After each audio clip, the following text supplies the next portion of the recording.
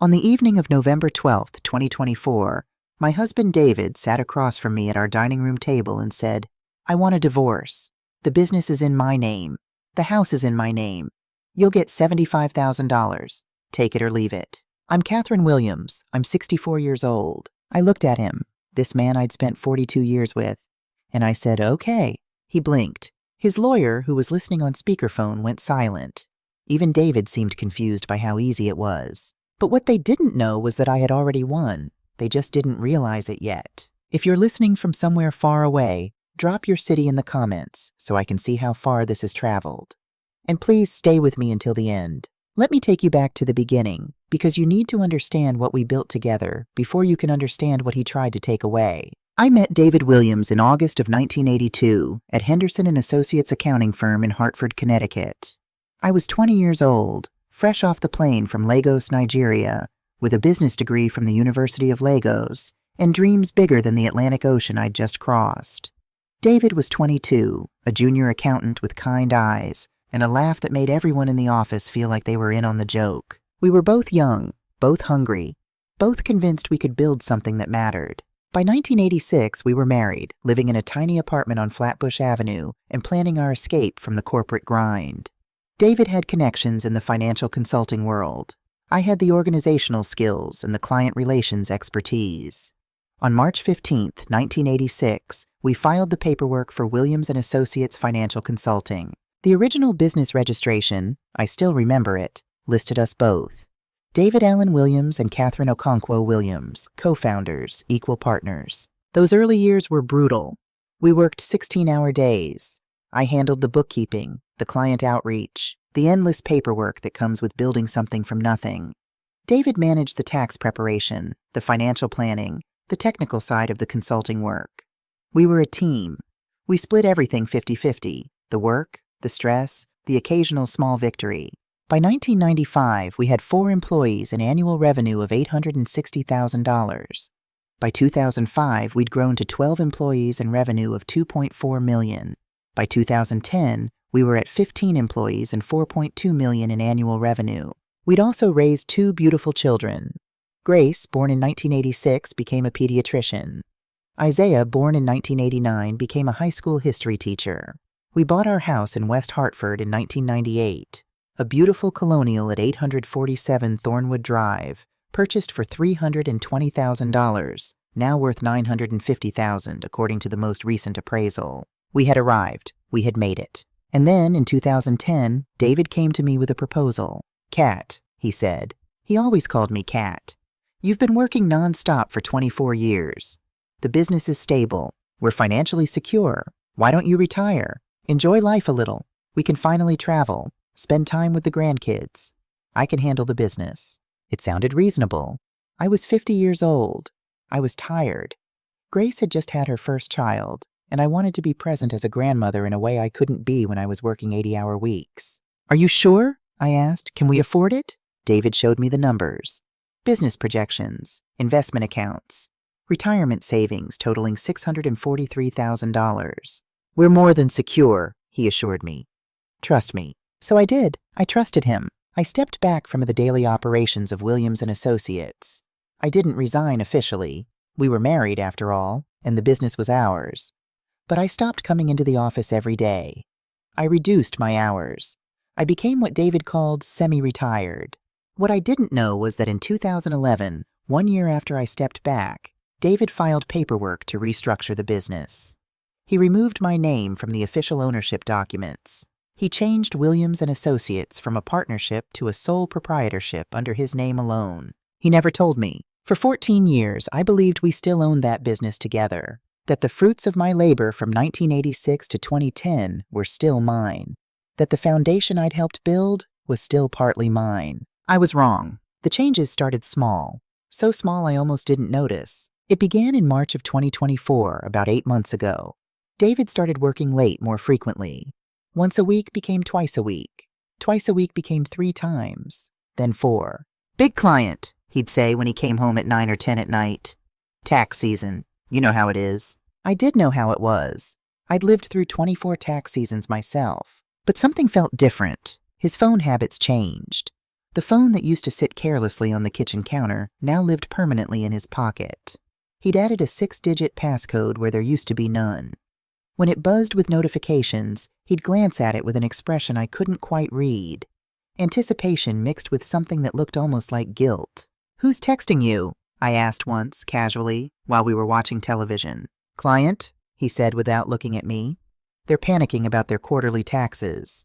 At 10:30 on a Saturday night? Then came the credit card statements. I still had access to our joint account. David hadn't thought to remove me from that. And in May, I started actually looking at the charges instead of just filing the statements away. May 3rd, Artisan Table, Hartford, $467. May 8th, Marriott Hartford, downtown, $392. May 15th, Valentino Jewelers, $2,800. May 22nd, Artisan Table again, $512. I'd never been to Artisan Table. We'd never stayed at the Marriott Hartford downtown. We lived 20 minutes away. And I hadn't received any jewelry from Valentino or anywhere else. "David," I said one evening in early June, keeping my voice light, "did you buy jewelry recently? I saw a charge from Valentino on the card." His fork paused halfway to his mouth, just for a second. Then he continued eating. "Oh, that. It was a gift for Grace, for her birthday." Grace's birthday was in October. It was June. "In advance?" I asked. "I saw something perfect and didn't want to forget," he said smoothly. "You know how I am with birthdays." I did know how he was with birthdays. He usually forgot them until the day before and panic bought something from CVS. But I said nothing, not yet. Over the next 2 months, I watched the charges accumulate. Hotels when he claimed to be at conferences. Restaurants I'd never been to. More jewelry purchases. A charge from a women's clothing boutique in West Hartford for $1,200. In August, I found a birthday card in his jacket pocket while taking it to the dry cleaner. The card was expensive, thick cream cardstock with gold embossing. Inside, written in flowing handwriting I didn't recognize. "To my darling David, thank you for making me feel alive again. Every moment with you is a gift. Forever yours, Vanessa." There was a lipstick kiss at the bottom. Dark red. Definitely not my shade. My hands shook as I read it. Then read it again. Then again, as if the words might somehow rearrange themselves into something innocent. "Vanessa." I stood in our bedroom, the bedroom we'd shared for 42 years, holding this card that proved my husband was having an affair, and I felt the world tilt beneath my feet. How long? How long had this been going on? I sat down on the bed and forced myself to think instead of feel. The charges started in March. But affairs don't usually start with expensive dinners. They build up to that. So maybe February? January? Earlier? I went to my filing cabinet, the one David used to tease me about. "Catherine and her filing system," he'd laugh. "She could find a receipt from 1985 if you asked." I pulled out credit card statements going back 2 years. And there they were. January 2023. First charge at Artisan Table, $320. April 2023. First hotel charge, Marriott Hartford downtown, $378. June 2023, first jewelry purchase, Tiffany & Company, $1,900. He'd been seeing her for at least a year and a half, maybe longer. I sat on our bedroom floor surrounded by bank statements and credit card receipts, calculating the damage. Conservative estimate, $68,000 in 18 months. On dinners, hotels, jewelry, and gifts for another woman. $68,000 of our money. Money I'd helped earn. Money that should have been securing our retirement. That evening, I confronted him. David came home at 7:30 that night, early for him. I'd spent the day preparing myself. No crying, no screaming, just clarity. I waited until he'd poured himself his customary glass of bourbon and settled into his armchair in the living room. Then I placed the birthday card on the coffee table between us. "Who is she?" I asked. The color drained from David's face, then rushed back in, flooding his cheeks with red. For 3 long seconds, he stared at the card like it might burst into flames. "Catherine, Who is Vanessa?" I kept my voice steady, calm. He set down his bourbon glass with a hand that trembled slightly. "I was going to tell you." "When? After you'd spent another $68,000 on her?" His eyes snapped to mine. He hadn't realized I'd done the math. "I want a divorce," he said. Just like that. No explanation, no apology, no acknowledgement of 42 years of marriage, 42 years of partnership, 42 years of building a life together. "I've already spoken to my lawyer," he continued, his voice growing firmer. more confident.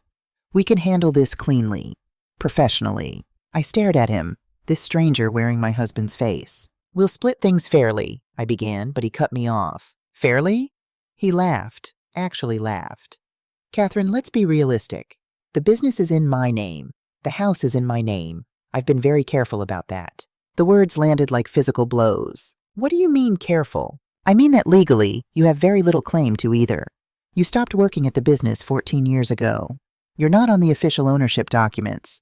You haven't contributed to the company's growth in over a decade. David, I worked there for 24 years. I helped build that company from nothing. You were never officially on the payroll for most of it, he said, and there was something cold in his eyes I'd never seen before. We ran it through my social security number for tax purposes, remember?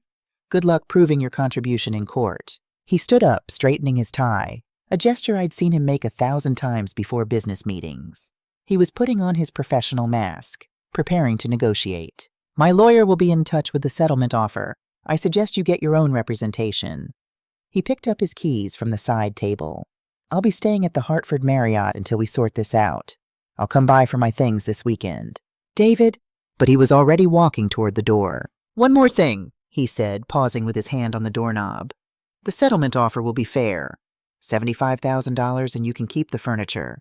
That's more than generous considering your legal position. $75,000 for 42 years of marriage, for 24 years of building a business, for every late night, every difficult client, every spreadsheet, every phone call, every ounce of work I'd poured into Williams & Associates. $75,000. David, that's not even close to fair. Fair? His voice turned sharp. Fair is what you can prove in court, Catherine. And you can't prove much.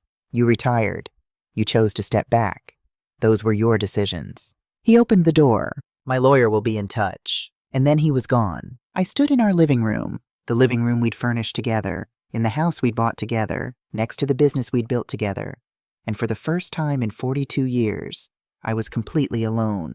3 weeks later, I sat in attorney Helen Rodriguez's office on Asylum Avenue, surrounded by dark wood paneling and framed law degrees. Helen was 52, recommended by my daughter Grace. She had kind eyes and a reputation for being thorough, ethical, and honest, sometimes brutally so. She'd been reviewing David's proposed settlement for 20 minutes, and her expression had progressed from concerned to alarmed to something that looked almost like anger. Mrs. Williams, she finally said, looking up from the papers, this is unconscionable. That's what Grace said. He's offering you $75,000 and the furniture. That's it. She flipped through the pages. The business is valued here at $2 million, which I suspect is a significant undervaluation, and the house is worth $950,000. Your shared retirement accounts total $643,000. We're looking at approximately $3.6 million in total marital assets. She set the papers down. He's offering you 2%. I'd done the math myself. Many times. But hearing Helen say it out loud made it feel more real, more devastating. What are my chances if we fight? I asked quietly. Helen hesitated. That hesitation told me everything. Honestly, Mrs. Williams, it's complicated. He structured everything very carefully. The business is registered solely in his name as of 2011. The house deed is in his name. I checked the county records. You stopped working at the business 14 years ago. But I worked there for 24 years before that. I know. And Connecticut law does recognize non-financial contributions to a marriage. But proving your specific contributions after this much time without your name on official documents, she trailed off. It could take years in court, cost tens of thousands in legal fees, and there's no guarantee. So I should just accept it? I'm not saying that. I'm saying we need to be realistic about what we're up against. She pulled out a legal pad and started writing. We can fight for more, negotiate. I'd say we could realistically push for $200,000, maybe $250,000. But anything beyond that would require a protracted legal battle. $250,000 out of $3.6 million. How long would a trial take? I asked. Minimum 18 months, possibly 2 to 3 years if he fights every step. I was 64 years old. I didn't have 2 to 3 years to spend in courtrooms. What if I just sign? I heard myself say. Helen's pen stopped mid-word. I'm sorry, what? What if I agree to his terms? Just sign everything over. Mrs. Williams, I strongly advise against that. You'd be left with almost nothing. Where would you live? How would you support yourself? I looked at her kind, concerned face. She was trying to help, but she was also thinking like a lawyer who expected a long, grinding legal battle. She didn't know what I knew. She didn't know about the filing cabinet in my bedroom. She didn't know about the boxes of documents I'd kept from 1986 onward. She didn't know that I'd spent the last 3 weeks going through every piece of paper, every receipt, every bank statement from our entire marriage. And she didn't know what I'd found. I appreciate your concern, Helen, I really do. But I think I'm going to sign. She stared at me like I'd grown a second head. Mrs. Williams, please, think about your future. $75,000 won't last more than a few years. You'll have no home, no income, no security. I understand the risks. Then why? Because I know what I'm doing, I said quietly. The signing was scheduled for October 18th, 2024, at the offices of Morrison & Burke, LLP, David's lawyers. I arrived at 2 p.m. wearing my best navy dress and pearl earrings. Professional, composed, unshakable. David was already there, sitting next to his attorney, Patricia Holloway. Patricia was 47, blonde, sharply dressed, and had a reputation for aggressive representation. She stood when I entered. Mrs. Williams, thank you for coming. I'm Patricia Holloway. We shook hands. Helen arrived moments later, carrying a briefcase full of objections and concerns she'd prepared. We sat across from David and Patricia in a conference room with windows overlooking downtown Hartford. Patricia slid the settlement agreement across the polished table. This is the final agreement, she said. $75,000 paid in a lump sum within 30 days, plus you retain all furniture currently in the marital home. Mr. Williams retains ownership of Williams & Associates and the property at 847 Thornwood Drive. Helen opened her mouth to object, but I touched her arm. May I see a pen? I asked. The room went silent. Mrs. Williams? Helen whispered urgently. We haven't even reviewed. I've reviewed it, I said calmly. I know what it says. Patricia's eyes narrowed slightly. She was smart enough to know something was off. Why would I agree so easily? David leaned back in his chair, trying to look relaxed, but I could see the tension in his shoulders. He'd expected a fight. He'd prepared for tears, for accusations, for drama. He wasn't prepared for this. I signed the first page, then the second, then the third. Each signature felt like cutting a rope that had bound us together for 4 decades. On the final page, I paused and looked up at David. He looked older than I remembered. Tired. There was something in his eyes. Was it guilt? Relief? I couldn't tell anymore. Are you sure about this, Catherine? He asked quietly. It was the first time he'd spoken directly to me since walking out 3 weeks ago. I'm sure, I said. I signed the last page. Helen looked like she might cry. Patricia looked suspicious but satisfied. David looked confused, like he'd expected this to be harder. Well, Patricia said, gathering the papers. That's that. We'll file these with the court next week. Mrs. Williams, you'll need to vacate the property at 847 Thornwood Drive within 90 days. I understand, I said. I stood, shook Patricia's hand, nodded to David, and walked out of that conference room with my head high and my secret intact. In the elevator, Helen turned to me. Catherine, what just happened? Why did you do that? I smiled, a real smile, the first in weeks. Because they think they've won, I said quietly. And I needed them to think that. I don't understand. You will. But Helen, I need you to do me a favor. I need the name of the most aggressive divorce attorney in Hartford. Someone who specializes in complex financial cases. Someone who fights dirty when necessary. Helen stared at me. Why? You just signed away your rights. Not yet, I said as the elevator doors opened. The papers haven't been filed yet, and I just found some very interesting documents that change everything. What documents? I pulled out my phone and showed her a photograph I'd taken 2 days ago. It was the original business registration from March 15th, 1986. Williams & Associates Financial Consulting. Owned by David Allen Williams and Catherine Okonkwo Williams. Co-founders. Equal partners. Helen's eyes widened. There's more, I said. So much more. But I need someone who knows how to use it. Someone who won't back down. Someone who will make them regret ever underestimating me. Helen was quiet for a long moment. Then she smiled. A fierce, sharp smile. I know exactly who you need. His name is Benjamin Foster. Benjamin Foster's office was on the 12th floor of a sleek glass building on Constitution Plaza. The waiting room had floor-to-ceiling windows overlooking the Connecticut River, and the walls displayed framed newspaper articles about high-profile cases he'd won. Foster secures $12 million settlement in discrimination case. Attorney Benjamin Foster wins landmark spousal support ruling. Foster and Associates defeats corporate giant in fraud case. I was nervous. Helen had called ahead, but I didn't know if he'd take my case. I was just another 64-year-old woman who'd signed away her rights. Why would he care?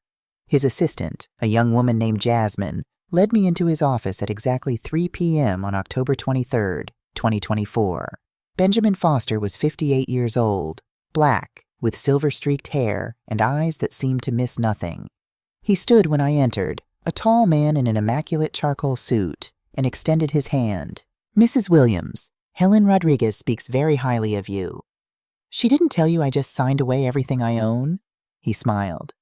"She told me you're the smartest woman she's ever met who everyone underestimates. Please sit." I sat across from his desk and placed 3 boxes on the floor beside me. "What's in the boxes?" he asked. 38 years of evidence. His eyebrows rose. "Tell me everything." For the next hour, I walked him through it all. Meeting David in 1982, starting the business in 1986, the original partnership, my retirement in 2010, the restructuring in 2011 that I didn't know about, the affair with Vanessa Pierce, the insulting settlement offer, the signing. Benjamin listened without interrupting, taking occasional notes in a leather-bound notebook. When I finished, he leaned back in his chair. "And you signed the settlement agreement 5 days ago?" "Yes." "Why?" "Because David needed to believe he'd won. He needed to think I was beaten, weak, willing to accept whatever scraps he threw me." "And are you?" "No, Mr. Foster, I'm not." I opened the first box and pulled out a file folder. Inside was the original business registration from March 15, 1986. Benjamin studied it carefully, his expression unreadable. "Williams and Associates Financial Consulting," he read aloud. "Founded by David Allen Williams and Catherine Okonkwo Williams." He looked up. "You were equal partners." "From day one." "And you have documentation of your contributions?" I gestured to the 3 boxes. "Invoices I processed, client contracts I negotiated, bank statements showing deposits I made, letters from clients thanking me specifically, email correspondence from 2000 onward where David refers to me as his business partner, tax returns from 1986 to 2010 showing joint business income." Benjamin opened the second box and started going through files. His movements became faster, more focused. After 20 minutes, he looked up with an expression I couldn't quite read. "Mrs. Williams, do you understand what you have here? Proof that I built that company alongside my husband. More than that, you have proof of systematic fraud." He pulled out a document. "This email from 2009. David is corresponding with a client about restructuring their business. He writes, 'My wife Catherine and I recommend a limited liability structure.' 2009. 2 years before he removed your name from the business." He pulled out another document. "This letter from 2008, signed by David, introducing you to a new client, Catherine Williams, co-owner of Williams and Associates. Not employee, not assistant, co-owner." He set the papers down and leaned forward. "Your husband didn't just have an affair and ask for a divorce. He engaged in a calculated years-long campaign to erase you from the business you built together, then tried to rob you of your fair share when the marriage ended. That's not just unethical. That's actionable fraud." For the first time in weeks, I felt something like hope. "Can we fight the settlement?" "We're not just fighting it, we're destroying it." He stood up. "But first, we need to know exactly what we're dealing with. I want to hire a forensic accountant to examine every financial transaction related to that business for the past 10 years. If David's been this dishonest about ownership, he's been dishonest about other things." "How much will that cost?" "Don't worry about cost. If we win, when we win, David will be paying all your legal fees." He smiled. "Mrs. Williams, I'm going to ask you a question, and I need you to be honest. What do you want from this?" I thought about David's cold eyes when he told me I couldn't prove anything, about the years I'd spent building that business, about the retirement I'd earned and the security he was trying to steal. "I want what's fair," I said. "I want what I earned. And I want David to understand that I'm not the weak woman he thinks I am." Benjamin extended his hand. "Then let's get started." Benjamin worked fast. By October 25th, he'd filed a motion with Hartford Superior Court to set aside the settlement agreement on grounds of fraud, duress, and failure to disclose marital assets. By October 28th, he'd hired Dr. Kevin Patterson, a forensic accountant who specialized in complex financial investigations. Dr. Patterson was 43, methodical, and had a reputation for finding money people thought they'd hidden successfully. He arrived at Benjamin's office on November 1st with 2 associates and 5 years' worth of financial records that Benjamin had subpoenaed from Williams & Associates. I watched them work. Spreadsheets covered every available surface. Calculator keys clicked constantly. Yellow highlighters marked suspicious transactions. On November 4th, Dr. Patterson called an emergency meeting. "Mrs. Williams, Mr. Foster," he said, spreading documents across the conference table. "We have a problem. Or rather, your husband has a problem." He pointed to a bank statement from June 2022. "This is the primary business account for Williams & Associates. You'll notice a transfer here for $43,200 to an account at Hartford National Bank." I leaned closer. The transfer was labeled Consulting Fees, DW Consulting LLC. "DW Consulting," Benjamin said. "David Williams." "Exactly. I ran a corporate search. DW Consulting LLC was registered in Delaware in January of 2018. Owner, David Allen Williams. Registered agent, David Allen Williams. Sole employee, David Allen Williams." "A shell company," I said. "Yes, and he's been transferring money from Williams & Associates to this shell company for the past 6 years. Dr. Patterson pulled out a spreadsheet. "I've traced 47 separate transfers totaling $793,000. The number hit me like a physical blow. $793,000. "But that's not all," Dr. Patterson continued. "DW Consulting has been making payments to various entities. A property management company called Sterling Rentals, $1,200 monthly for the past 3 years. That's an apartment." "For Vanessa Pierce," Benjamin said. "Most likely. There's also payments to luxury retailers, jewelry stores, and, this is interesting, a boat dealership in Mystic. He purchased a 32-foot sailboat in August 2023 for $95,000, registered to DW Consulting." I felt dizzy. A boat. He'd bought a boat with our money and never mentioned it. "The affair expenses alone total approximately $580,000 over 4 years, Dr. Patterson said. Hotel rooms, restaurants, gifts, the apartment, the boat, all funded by transferring money from your jointly built business into his private shell company." Benjamin was taking notes furiously. "This is embezzlement. It's absolutely embezzlement, and there's more." Dr. Patterson pulled up another document on his laptop. "The business valuation David provided in the settlement, $2 million, is fraudulent. Based on revenue, assets, client contracts, and market comparables, Williams & Associates is worth between $4.1 and $4.4 million. $4.2 million, more than double what David had claimed. "He undervalued it by over $2 million? I asked. "Yes, and if we include the hidden assets in DW Consulting, plus the personal expenses he paid from business funds, we're looking at systematic financial fraud totaling well over $3 million. Benjamin closed his notebook and looked at me. "Catherine, your husband didn't just cheat on you, he robbed you. For years, systematically. And then he tried to gaslight you into accepting $75,000, 2% of what you're actually owed." I sat back in my chair, trying to process the enormity of it. "What do we do now?" I asked. "Now?" Benjamin's smile was sharp. "Now we file an amended complaint adding charges of embezzlement, fraudulent concealment, and criminal conversion of marital assets. We request an emergency freeze on all business accounts and David's personal accounts, and we prepare for war." I spent the first week in my small one-bedroom apartment on Farmington Avenue, going through boxes methodically. Monday, found partnership agreements from 1986 to 1990, clearly showing equal ownership. Tuesday, located client testimonials from 1995. Mrs. Eleanor Hartfield wrote, "Catherine Williams' expertise in financial planning saved our family business. She is the heart and soul of Williams & Associates." Wednesday, discovered email exchanges from 2005 to 2010 where David repeatedly referred to our company and Catherine and I when discussing business matters. Thursday, Found tax returns from 1986 to 2010 showing business income reported jointly under both our Social Security numbers. Friday, located the smoking gun, a letter from David to Hartford Business Journal in 2008 for a profile piece.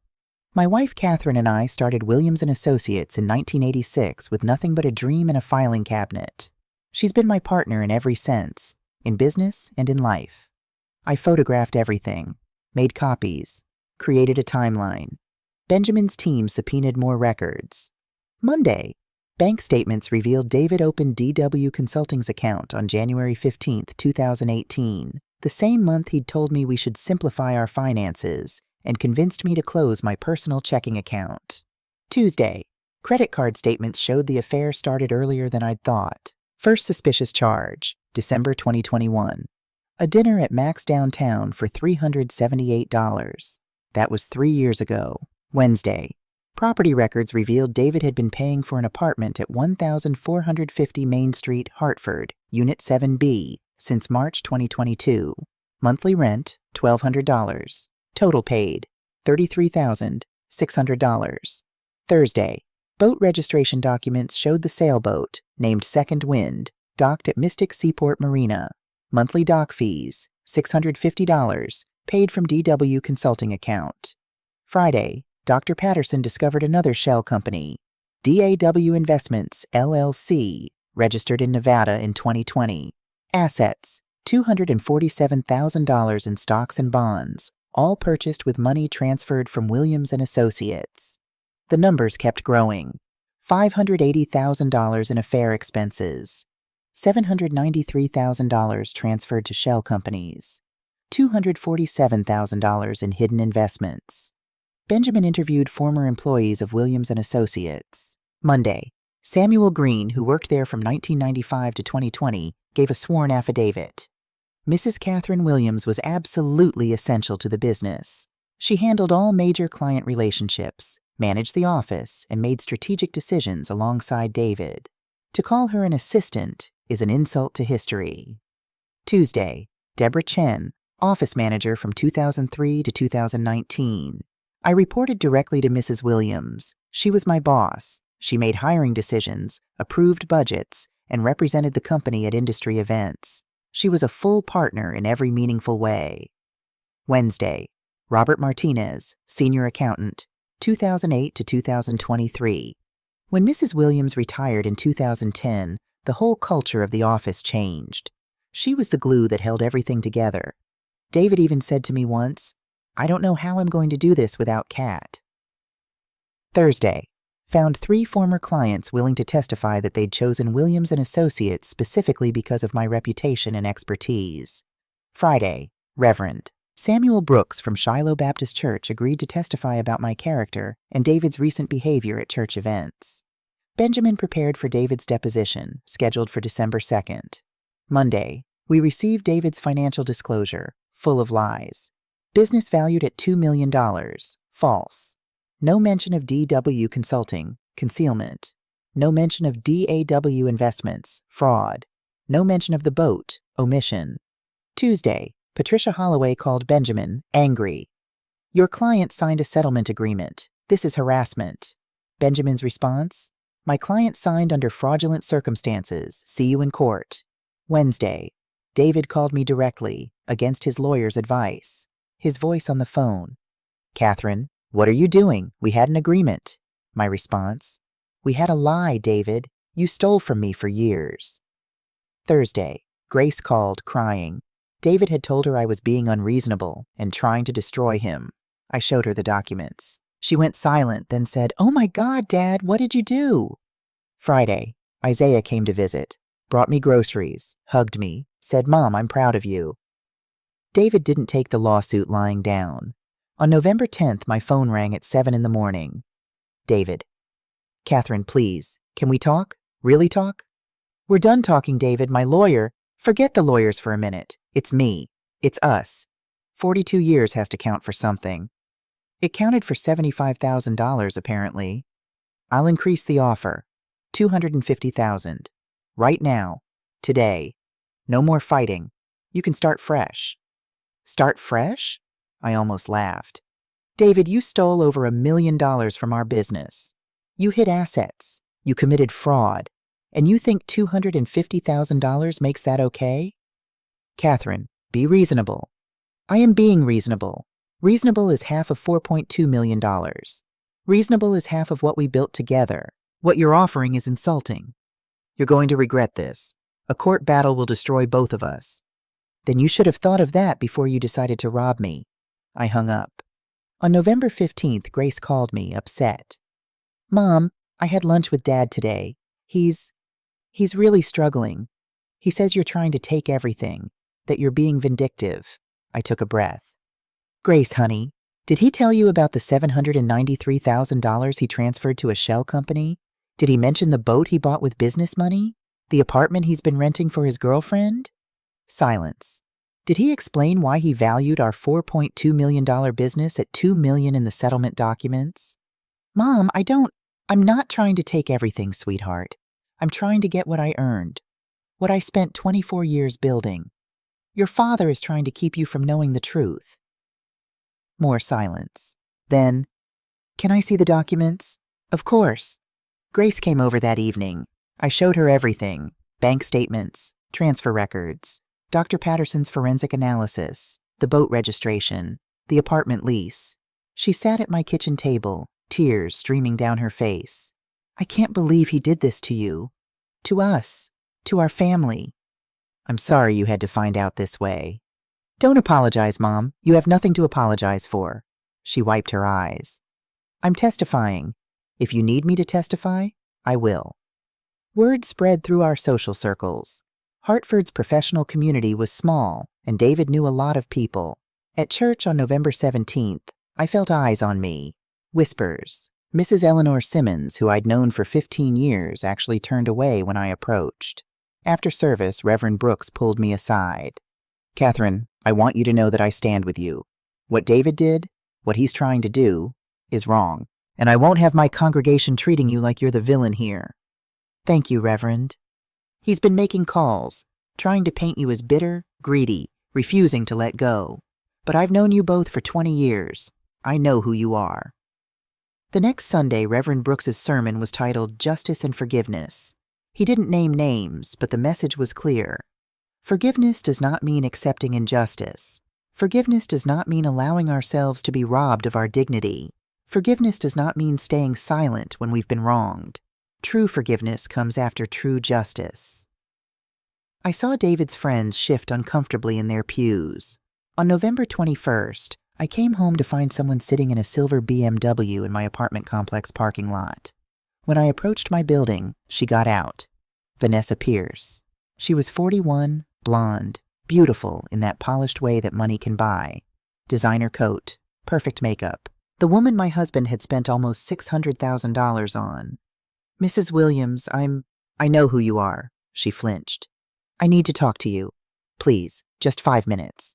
Every instinct told me to walk away, but curiosity won. 5 minutes. We sat in her car. It smelled like expensive perfume and leather. I need you to know something, she began. I didn't know. Not at first. Didn't know what? That you existed. That he was married. David told me he was divorced. He showed me papers. I thought they were divorce documents. They were separation agreements that were never filed. I stared at her. You expect me to believe? I found out the truth 8 months ago. May. I saw your name on a bank statement he'd left in his car. I confronted him. He admitted he was still married, but said you had some kind of arrangement. That you lived separate lives. That the marriage was over in every way but legally. And you believed him?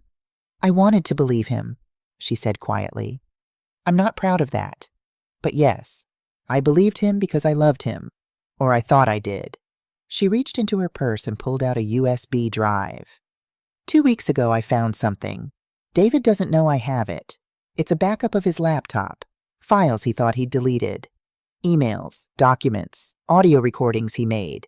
She held out the USB drive. I think you should have this. Because what he did to you, he did to me too. Just differently. He lied to both of us. Used both of us. And I can't, her voice cracked. I can't be part of this anymore. I took the USB drive. Why are you helping me? because I'm 41 years old, Mrs. Williams. I've wasted 3 years on a man who lied to me every day. You've wasted 42. If I can help you get justice, maybe that means something wasn't completely pointless. She started her car. I'm leaving Hartford, moving back to Boston, starting over. I hope you get everything you deserve.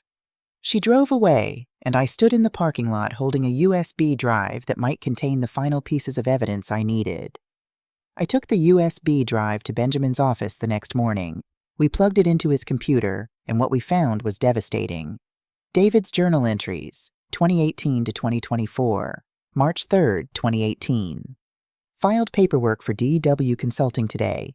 Catherine doesn't need to know. What she doesn't know won't hurt her, and I need options. June 12, 2020. Opened DAW Investments account. Transferred $50,000. Catherine still thinks all the business money is ours. She's so naive. October 8, 2021. Met V today. She's different. Makes me feel alive again. Kat has let herself go. All she talks about is the grandkids and church. I need more than that. February 15, 2023. Consulted with Miller about divorce strategy. He says the key is making sure Catherine has no legal claim. The 2011 restructuring was brilliant. She'll never be able to prove she was a real partner. July 22, 2024. Decided to pull the trigger. Kat will fight it first, but she always backs down. She's too worried about what people think. I'll offer her something small. She'll take it, and I'll be free. Email to Attorney Miller, September 8, 2024. I need this divorce to happen fast and clean. Catherine is conflict averse. She'll accept a low-ball offer rather than go through a trial. Offer her $75,000. She'll cry, she'll complain, but she'll sign. She always does what she's told. Audio recording, October 2nd, 2024. David talking to Vanessa. Catherine was dead weight in the business, honestly. I carried that company for decades. She just answered phones and smiled at clients. Any competent assistant could have done what she did. The fact that she thinks she deserves half is delusional. Email to himself, October 5th, 2024. Post-divorce financial projection. Keep business, $4. $2 million value. Keep house, $950,000. Keep retirement accounts, $643,000. Give Catherine $75,000 plus furniture. Total assets retained, approximately $5.7 million. Not bad for 42 years of dead weight. Benjamin and I sat in silence after reading everything. He called you dead weight, Benjamin finally said, and there was rage in his voice. You, the woman who co-founded his company, who worked alongside him for 24 years, who sacrificed her career so he could focus on growing the business. He called you dead weight. I felt strangely calm. The hurt had transformed into something harder, clearer. Can we use this in court? I asked. Every single word. Benjamin's smile was sharp and dangerous. Mrs. Williams, your husband just handed us the case. He documented his own fraud, his own contempt, his own calculated plan to rob you. He saved the files and looked at me. The deposition is in 4 days, December 2nd. Patricia Holloway is going to try to protect him. She'll object to every difficult question. But David is arrogant. He thinks he's smarter than everyone else. He's going to dig his own grave. What do I need to do? Be there, watch. And when he lies under oath, and he will lie, remember that we have the truth, all of it, documented in his own words. I drove home that evening thinking about David's journal entry from July. She always does what she's told. Not anymore, David. Not anymore. December 2nd, 2024. Morrison and Burke, LLP Conference Room C. The room was cold, not from temperature, the heating worked fine, but from the tension that hung in the air like fog. David sat across from me, flanked by Patricia Holloway and a junior associate whose name I didn't catch. He wore his navy suit, the one I'd bought him for our 40th anniversary. He looked tired, older than his 66 years. Benjamin sat beside me, legal pad open, pen ready. The court reporter, a woman in her 50s named Linda Martinez, sat at the head of the table with her stenography machine. Let's begin, Benjamin said. Mr. Williams, please state your full name for the record. David Allen Williams. And your age? 66. Mr. Williams, how long were you married to Catherine Williams? 42 years. We married in June of 1982. Benjamin nodded, making a note. And during those 42 years, did you and Mrs. Williams start a business together? Yes. Williams and Associates Financial Consulting. When was it founded? March of 1986. And who founded it? David hesitated. Just for a second. I did. You founded it alone? Catherine helped, but I was the primary founder. Benjamin slid a document across the table. Mr. Williams, I'm showing you what's been marked as Exhibit A. Can you identify this document? David picked it up. His hands were steady, but I saw his jaw tighten. It's the original business registration. From what date? March 15th, 1986. Can you read the section I've highlighted? The ownership section? David cleared his throat. Williams and Associates Financial Consulting. Owners. David Allen Williams and Catherine Okonkwo Williams. Owners, plural, not owners, singular, correct? Yes, but... And the registration form asks what percentage each owner holds. What percentages are listed? 50% each. So on March 15th, 1986, you and Catherine Williams registered as equal co-owners of Williams and Associates. 50-50. Yes or no? Patricia leaned forward. Objection. Asked and answered. I'll rephrase, Benjamin said smoothly. Mr. Williams, was Catherine Williams your equal partner when you founded the business? David's eyes met mine for the first time since we'd sat down. I saw something there. Regret? Anger? I couldn't tell. On paper, yes. On paper? Benjamin's tone sharpened. Mr. Williams, I'm showing you Exhibit B. This is a letter you wrote to Hartfield Financial Services in September of 2005. Can you read the highlighted portion? David read silently first, and I saw color rise in his cheeks. Mr. Williams, please read it aloud for the record. He cleared his throat again. My business partner Catherine and I have developed a comprehensive financial strategy for your portfolio. Your business partner, not your assistant, not your employee, your partner, correct? That was just, yes or no, Mr. Williams. Did you call Catherine Williams your business partner in this letter? Yes. And Exhibit C. This is from a Hartford Business Journal article in 2008. You were interviewed about successful Connecticut businesses. What did you say when asked about your company's origins? David didn't pick up the document. He knew what it said. Mr. Williams? I said that Catherine and I started the business together, that she'd been my partner in every sense. In every sense. Those were your words? Yes. Benjamin paused, letting that sink in. Then he shifted gears.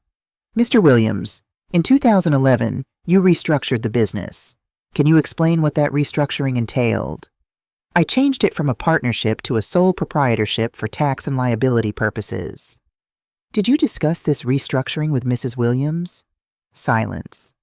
Mr. Williams, did you tell your wife, your business partner of 25 years, that you were removing her name from the ownership documents?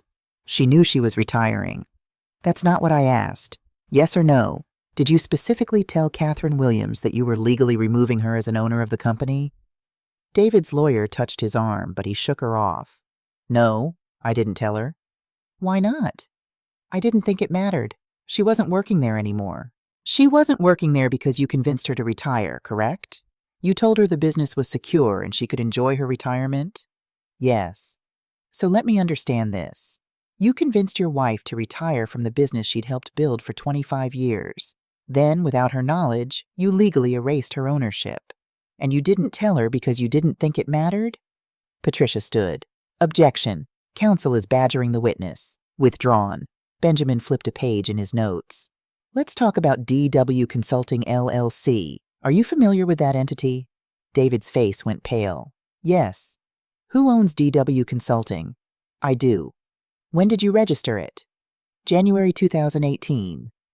And what is the purpose of D.W. Consulting? It's a separate consulting business. Really? What clients does it serve? Silence. Mr. Williams, how many clients does D.W. Consulting have? It's more of a holding company. A holding company.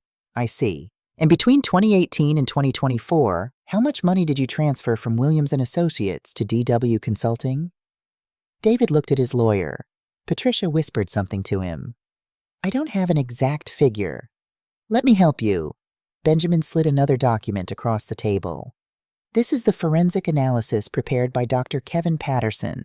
According to bank records, you transferred $793,412 from Williams & Associates to DW Consulting over 6 years. Does that sound accurate? I'd have to review. Mr. Williams, you transferred almost $800,000 from a business that you claim is solely yours, but that Catherine helped build, into a private company that only you control. Is that correct? The transfers were for legitimate business purposes. What business purposes? Consulting fees, administrative costs. I see, and can you provide invoices for these consulting fees? Silence. Mr. Williams, can you provide any documentation showing what services DW Consulting provided to Williams & Associates in exchange for $793,000? I'd need to check my records. Benjamin leaned forward. You don't have any invoices, do you? Because DW Consulting didn't provide any services. It was a shell company you created to siphon money out of the marital business before asking for a divorce. Objection. Patricia was on her feet. Speculation and argumentative. I'll rephrase. Mr. Williams, what did you use the money in DW Consulting for? David's jaw clenched. Business expenses. Business expenses, such as travel, entertainment, client relations. Client relations. Benjamin pulled out another document. I'm showing you Exhibit F. This is a lease agreement for an apartment at 1450 Main Street, Hartford Unit 7B. The lease is in the name of DW Consulting. Monthly rent, $1,200. Who lives in that apartment, Mr. Williams? The room went silent. Even the court reporter's fingers paused over her machine. Mr. Williams? Vanessa Pierce. And who is Vanessa Pierce? David's voice dropped to barely a whisper. Someone I was seeing. Someone you were seeing, while married to Catherine Williams. And you paid for her apartment using money from DW Consulting, which was funded by transfers from Williams & Associates, the business Catherine helped you build. Is that accurate? Yes. Benjamin wasn't done. And the sailboat registered to DW Consulting. The 32-foot vessel named Second Wind docked at Mystic Seaport. How much did that cost? $95,000. And the jewelry purchases totaling $62,700? Yes. And the luxury hotel stays, the dinners at expensive restaurants, the designer clothing, all paid for with money from DW Consulting, which was funded by Williams & Associates? Yes. David's voice was hollow now. How much in total did you spend on your affair with Vanessa Pierce? David looked at his lawyer. She nodded reluctantly. Approximately $580,000. I heard myself gasp, even though I already knew the number. Hearing David say it out loud made it real in a different way. Benjamin let the number hang in the air. $580,000. Money that came from a business Catherine helped build, while you were planning to divorce her and offer her $75,000. Do you see any problem with that, Mr. Williams? And that's when David broke. Of course I see a problem with it. His voice rose, sharp and defensive. I made mistakes. I know I made mistakes. But Catherine chose to retire. She chose to step back. I was working 70-hour weeks while she was at home with the grandkids. I built that company into what it is today. Yes, she helped in the early years. But the last 14 years? That was all me. Patricia tried to stop him. David, don't. But he couldn't stop now. The dam had broken. And you want to know the truth? I was miserable. Absolutely miserable. Coming home every night to someone who'd stopped caring about anything except church and the grandkids. Someone who'd let herself go. Someone who made me feel like I was already dead. He stood up, breathing hard. Vanessa made me feel alive. She made me feel like a man, like I mattered, like I was more than just a paycheck and a retirement plan. The silence that followed was deafening. Benjamin's voice was quiet. Are you finished, Mr. Williams? David seemed to realize what he'd done. He sat down slowly. So to be clear, Benjamin continued, your testimony is that you embezzled $580,000 to fund an affair because your wife, who'd worked alongside you for 24 years, made you feel dead? That's not, I didn't. And you believe that justifies restructuring the business to exclude her, then offering her $75,000 when you asked for a divorce? David's voice was barely audible. No. No what, Mr. Williams? No. It doesn't justify it. Nothing justifies what I did. He looked at me then. really looked at me. And for the first time, I saw David, my David, from 42 years ago, underneath the stranger he'd become. "Catherine, I'm sorry. I'm so sorry. I was selfish and cruel, and I destroyed everything we built. I destroyed us." I felt tears on my cheeks, but I didn't wipe them away. Benjamin closed his notebook. No further questions. 2 weeks later, we entered Hartford Superior Court, Judge Miriam Taylor presiding. 59 years old, the first black female judge in Hartford County, known for her fairness and her unwillingness to tolerate dishonesty. The courtroom was packed. Grace and Isaiah sat in the front row behind me.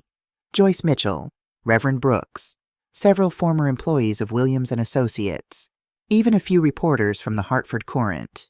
Patricia Holloway stood for her opening statement. "Your Honor, this case is about a marriage that ended. That's sad, but it's not unusual. David Williams made mistakes. He'll be the first to admit that. He had an affair. He handled the separation poorly. He hurt someone he cared about deeply." She paused. "But personal betrayal is not financial fraud. My client built Williams & Associates into a successful company. Mrs. Williams contributed in the early years, but she voluntarily retired 14 years ago. She stepped away from the business.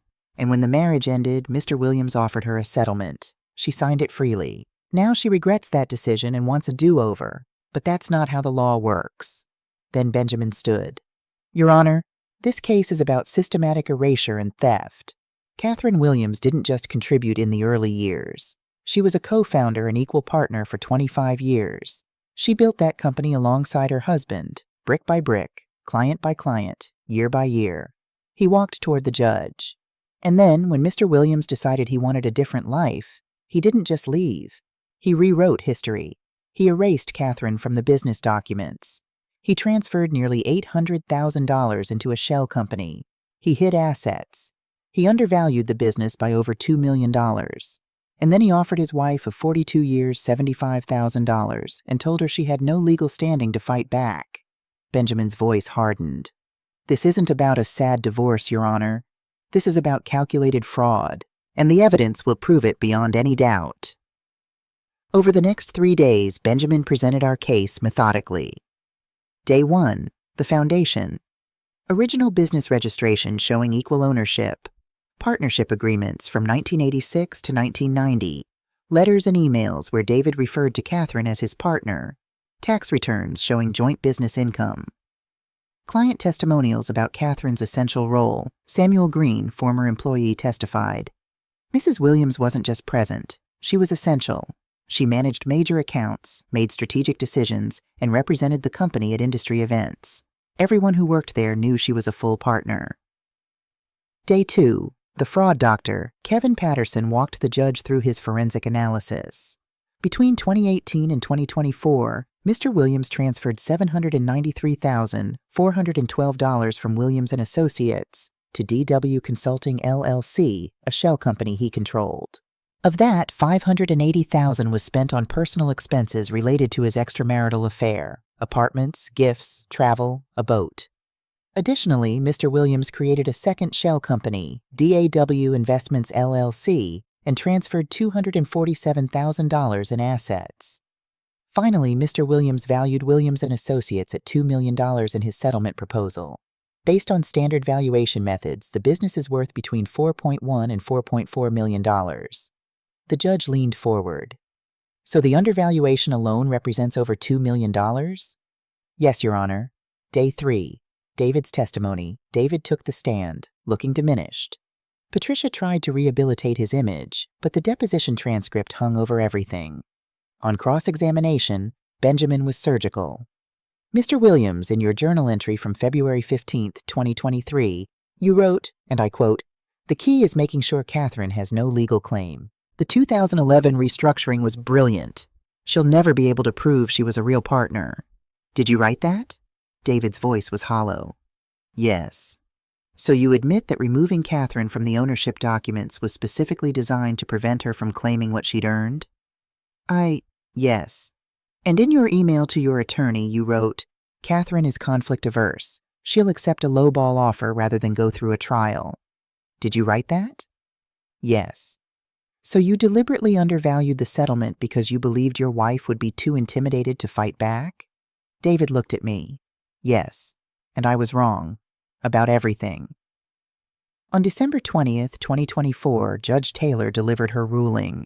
I've reviewed all testimony and evidence carefully. This is one of the most clear-cut cases of marital fraud I've seen in my 20 years on the bench. I felt Benjamin's hand squeeze mine. The evidence overwhelmingly shows that Catherine Williams was a co-founder and equal partner in Williams & Associates from 1986 until at least 2011. The original registration, contemporaneous documents, and credible witness testimony all confirm this. Judge Taylor looked directly at David. Mr. Williams's attempt to erase Mrs. Williams' contributions and claim sole ownership is dishonest and legally fraudulent. His embezzlement of over $500,000 to fund an extramarital affair is unconscionable. His deliberate undervaluation of marital assets in the settlement proposal was calculated deception. She paused. However, this court must also acknowledge complexity. Mrs. Williams did reduce her involvement in the business after 2010. While she didn't legally relinquish ownership, she did step back from daily operations for 14 years. The business continued to grow during that time, largely through Mr. Williams's efforts. My heart sank slightly. Where was she going with this? Therefore, the court rules as follows. First, Williams & Associates is marital property. However, given Mrs. Williams' reduced role from 2010 onward, she is entitled to 40% of the current value. Based on the forensic valuation of $4.2 million, that equals $1,680,000. Not the full $2.1 million I'd hoped for, but still substantial. Second, Mr. Williams must reimburse the marital estate $580,000, the amount he embezzled for personal use. Third, the marital home, valued at $950,000, will be sold and divided equally between the parties. Fourth, Mr. Williams will pay Mrs. Williams legal fees in their entirety, currently totaling $163,000. I did the quick math. $1,680,000 plus $580,000 plus $475,000, half of home, equals $2,735,000. Plus my legal fees covered. Fifth, I'm ordering an IRS audit of Williams & Associates and DW Consulting LLC for potential tax fraud. Judge Taylor looked at both of us. This is not perfect justice, but it is fair justice. Mrs. Williams, you contributed enormously to building this business, and you deserve significant compensation. Mr. Williams, you engaged in fraud and deception, and you will face consequences. But the court also recognizes that life and business partnerships are complex, and absolute divisions of credit are rarely accurate. She struck her gavel once. Mr. Williams has 90 days to satisfy the monetary judgments. We're adjourned. The courtroom erupted. Grace and Isaiah rushed forward, hugging me. Joyce was crying. Reverend Brooks was grinning. I felt not triumphant, not vindicated, just tired and relieved. After the verdict, as people were filing out of the courtroom, David approached me in the hallway. His lawyers had left. It was just us, with Benjamin standing protectively nearby. Catherine, can we talk? Just for a minute? I looked at Benjamin. He nodded but didn't move away. What is it, David? He looked older than I'd ever seen him, defeated. I'm sorry. I know I've said it before, but I need you to hear it again. I'm so sorry for everything. For the affair, for the lies, for trying to steal what you'd earned, for making you feel like you were nothing. Okay. The business, he continued. I don't think I can keep running it. Not after all this. The IRS investigation, the reputation damage. Former clients have already started leaving. I waited. I've been approached by Hartford Financial Group. They want to buy Williams & Associates, the full company. They're offering $4.5 million. My breath caught.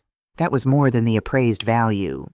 I was thinking, David said slowly, what if we sold it together? Split the proceeds 50-50.